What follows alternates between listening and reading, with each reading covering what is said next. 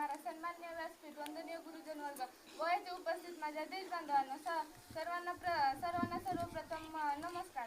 आज 15 ऑगस्ट अत्यंत गौरवाचा आणि अभिमानाचा दिवस आहे. सर्वांना स्वातंत्र्य दिनाच्या हार्दिक हार्दिक शुभेच्छा. आज 15 ऑगस्ट म्हणजेच आपल्या स्वातंत्र्य दिनाचा पवित्र दिवस. 1947 साली याच दिवशी आपला भारत देश अनेक वर्षांच्या गुलामगिरीनंतर स्वतः स्वातंत्र्य घेण्यास मोकळा झाला. हे स्वातंत्र्य सहजासहजी मिळाले नाही, तर लाखो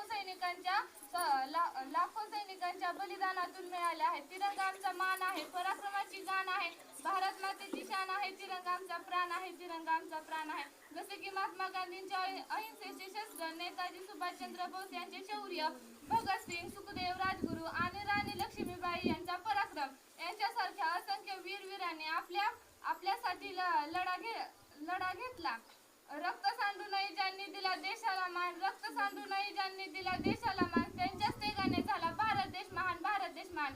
आजचा दिवस केवळ झेंडा फडकवण्याचा नव्हे, तर त्यांच्या स्मृती दिनाला अभिवादन करण्याचा आहे आणि त्यांचं स्वप्न साकार करण्यासाठी